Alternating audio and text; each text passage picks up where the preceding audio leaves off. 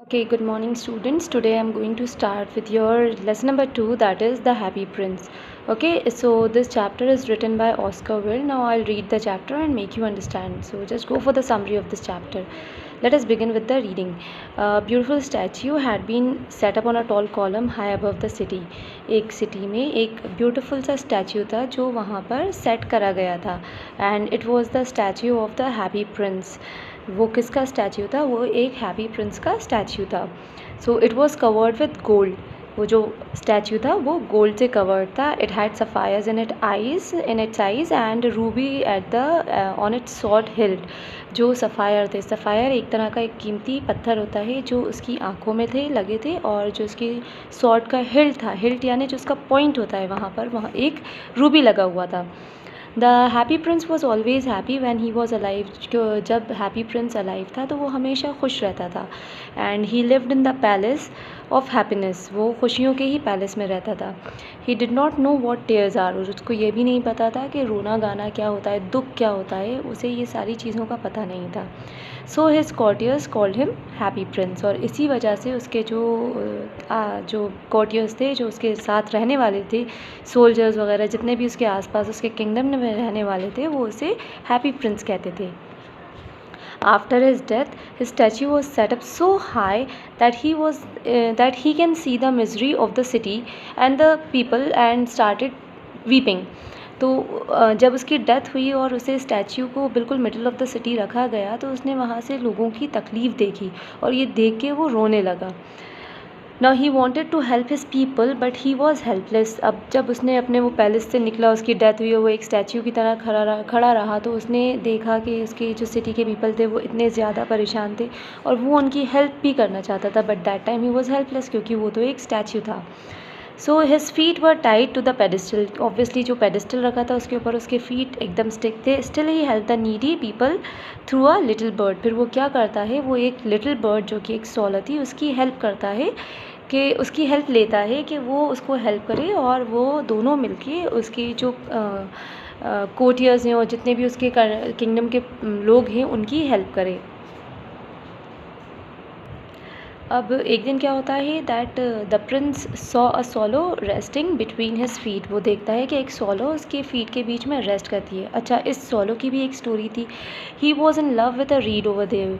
तो वो एक रीड, एक तरह की जो काई होती है जो तालाब के आसपास होती है, ग्रीन कलर की, आपने देखी होगी, उससे he falls in love with that reed. और उसकी वजह से वो अपने फ्रेंड्स को छोड़ के माइग्रेट नहीं करता है दूसरी सिटी में, वो उसके लव में वहीं रुक जाता है.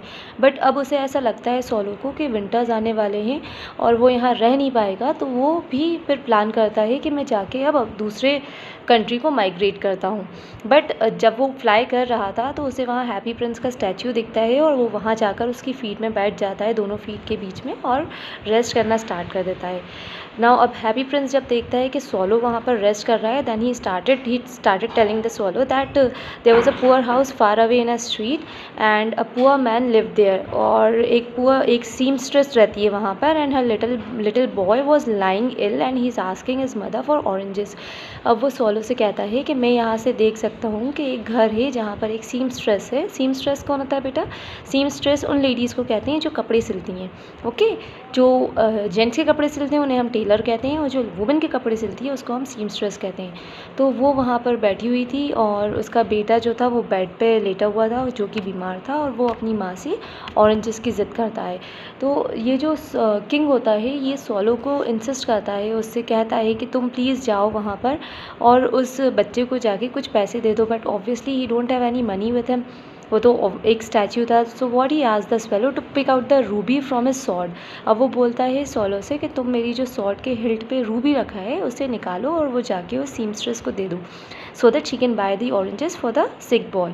सॉलो ने उसकी बात मानी और उसने सोचा कि चलो ठीक है, जब तक मैं यहाँ पर हूँ तब तक मैं इस प्रिंस की हेल्प कर देता हूँ, मे बी इसको अच्छा लगेगा और ये करके मुझे भी अच्छा लगेगा. तो वो उसकी बात पे अग्री कर लेता है. वो रूबी निकालता है और जाके उस सीमस्ट्रेस को दे देता है फॉर हर सन.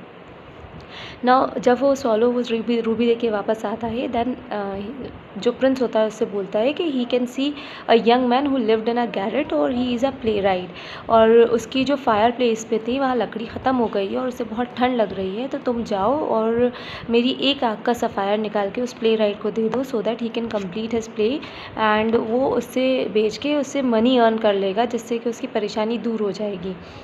तो स्वॉलो जो थी इस बात पे एग्री नहीं करती है, वो बोलती है कि नहीं, मैं तुम्हें ब्लाइंड नहीं कर सकती, मुझे अच्छा नहीं लगेगा, तुम एकदम ही बिल्कुल एक आँख के कैसे लगोगे। तो प्रिंस उससे बहुत इंसिस्ट करता है कि मैं यहाँ पे रह के अपनी इन आँखों से ऐसी दुख और तकलीफ़ नहीं देख सकता अपने पीपल की, अपने लोगों की, तो प्लीज़ तुम मेरी ये हेल्प कर दो, उस प्ले राइट को जाके दे दो ताकि वो उससे वुड ले ले और उसकी फायर प्लेस में जला ले, and then he can write the script, और दूसरे दिन वो अर्न करना स्टार्ट कर दे। स्वॉलो उसकी बात मानती है, उसकी आँखों में से एक सफ़ायर निकालती है और जाके उस प्ले राइट को दे देती है। ना अब वो दे के और उसको वापस फिर वहाँ पे आती है नेक्स्ट डे, तो the next day the Prince saw a match girl who's matches drop in the gutter. अब वो देखता है कि एक बच्ची जो मैच बॉक्सेस बेच रही होती है, उसकी जितनी भी मैचेस थी वो सब गटर में गिर जाती हैं, और वो रो रही होती है क्योंकि उसके फ़ादर को उन्हें बेच के पैसे देने थे, और उसे ये डर होता है कि अब मैं घर जाऊँगी तो मेरे फ़ादर मुझ पर बहुत नाराज़ होंगे, और she was crying a lot. तो हैप्पी प्रिंस जो था उसे बहुत बुरा लगता है उस बच्ची के लिए, और वो स्वॉलो से बोलता है कि जो मेरी दूसरी आँख का भी सफ़ायर है तुम वो भी निकाल के उसे बच्ची को दे दो, so that she can take that money और take that sapphire at her home. Swallow again उसको बहुत इंसिस्ट करता है कि नहीं, अब तो तुम कम्प्लीटली ब्लाइंड हो जाओगे, तो फिर मैं तुम्हारी कैसे हेल्प करूँगी, तुम लोगों की तकलीफ़ों को कैसे देख पाओगे। बट प्रिंस उसकी बात नहीं मानता है, एंड फाइनली वो स्वॉलो जो होता है उसका सफ़ायर निकालता है, and he gave it to the little girl. अब now the princess completely blind, but क्या होता है, जब वो स्वॉलो देख लेती है कि नहीं ये प्रिंस अब टोटली ब्लाइंड हो चुका है, तो वो ये डिसाइड करती है कि अब मैं माइग्रेट नहीं करूँगी किसी दूसरी सिटी में, अब मैं हमेशा इस प्रिंस के साथ रहूँगी, और जितने भी इसके कंट्री मैंने की जो मिजरीज़ हैं, जो प्रॉब्लम्स हैं, वो लाके मैं इसको बताऊँगी और ये उनको सॉर्ट करेगा। फिर वो एक बार जाती है, पूरी कंट्री पे विज़िट करती है, फ्लाई करती है, तो वो देखती है कि एक जगह कई जगहों पे जैसे बहुत सारे पुअर पीपल है और उनको खाने को भी नहीं है, तो वो आके किंग को बताती है। तो किंग की बॉडी पे पूरी तरह फाइन गोल्ड लीव्स लगे हुए थे, तो वो बोलता है कि तुम इन गोल्ड लीव्स को निकालो और ले जाके उन लोगों को दे दो जो गरीब हैं, जिनके पास खाने को नहीं है। एज़ पर द ऑर्डर वो वही करती है, वो जो पूरा फाइन गोल्ड उसकी बॉडी पे लगा हुआ रैप था वो निकालती है, and she distributed to all the poor people, और इस तरह से जो पुअर थे उन सबको हेल्प पहुंच जाती है। अब क्योंकि विंटर स्टार्ट हो गए थे, जब वो पुअर पीपल को फाइन गोल्ड दे के आती है, तो स्वॉलो ठंड की वजह से आके हैप्पी प्रिंस के पैरों में मर जाती है, और जैसे ही वो हैप्पी प्रिंस के पैरों में मरती है, हैप्पी प्रिंस का जो लेडन हार्ट था वो बर्स्ट हो जाता है ये देख के कि उसकी जो स्वॉलो थी वो मर चुकी है। अब दोनों ही मर गए ऑब्वियसली, उसका लेडन हार्ट जो था वो भी बर्स्ट हो जाता है, स्वॉलो भी मर जाती है। नेक्स्ट डे वहाँ से उस सिटी का मेयर जा रहा होता है, और वो उस स्टैचू को देख के बोलता है कि इतना गंदा सा अगली सा स्टैचू बिल्कुल बीची बीच में सिटी के किसने लगाया है। और जो उसके साथ उसके लोग थे उनसे वो बोलता है कि इसको निकालो और फेंको, और इसकी बॉडी को जो है वो फर्नेस में जला दो, और स्वॉलो को है डस्ट हीप पे फेंक दो। उसके जो पीपल थे वो यही करते हैं, उसके जो मैन उसके साथ आए थे उसकी बॉडी को फर्नेस में जला देते हैं जो उसका स्टैचू था, और जो स्वॉलो थी उसको डस्ट हीप पे फेंक देते हैं। बट जो किंग जो प्रिंस का लेडन हार्ट था वो नहीं जल पाता है, वो एसिडस ही पड़ा ही रहता है। तो जब वो देखते हैं जो उसके मैन होते हैं मेयर के कि ये बिल्कुल ही नहीं बर्न हुआ या मेल्ट हुआ, तो वो उसको भी डस्ट हीप पे स्वॉलो के साथ ही फेंक देते हैं, स्वॉलो के पास में। अब ना जो गॉड होते हैं वो ऊपर एंजल्स को एक टास्क देते हैं, एक एंजल को उन्होंने एक टास्क दिया कि तुम नीचे जाके अर्थ पे से 2 मोस्ट प्रीशियस थिंग्स लेके आओ। ये एक तरह का टेस्ट था उस एंजल के लिए। तो वो एंजल जो था वो ज़मीन पर आता है, अर्थ पे आता है, और वो यही देखता है कि जो किंग का प्रिंस का लेडन हार्ट था और जो स्वॉलो थी वो एक साथ डस्ट हीप पे पड़े हैं, और वो ही उसको सबसे ज़्यादा इम्पॉर्टेंट चीज़, प्रीशियस चीज़ लगी थी इस दुनिया की, और वो ले जाके वो गॉड के पास रख देते हैं। गॉड उन दोनों चीज़ों को देख के बहुत खुश होते हैं कि जो एंजल ने डिसीजन लिया that was the best and the right decision, और वो बोलते हैं उस एंजल से कि तुमने बहुत ही अच्छा काम करा है, you would be praised for that, और इन 2 चीज़ों को जो तुम लेके आए हो ये अब पूरी लाइफ जितनी भी इनकी है, जो इनकी लाइफ होगी, जो भी होगा, ये पैराडाइज़ में ही जिएंगे और इनकी बहुत अच्छी लाइफ को ये इंजॉय करेंगे, क्योंकि ये दोनों बहुत ही अच्छे हार्ट के थे। सो इस तरह से इस चैप्टर का एंड हो जाता है। I hope I am able to make you understand this chapter completely. If you have still any doubts, you can call me or message me. Till the time, take a lot of care. Goodbye.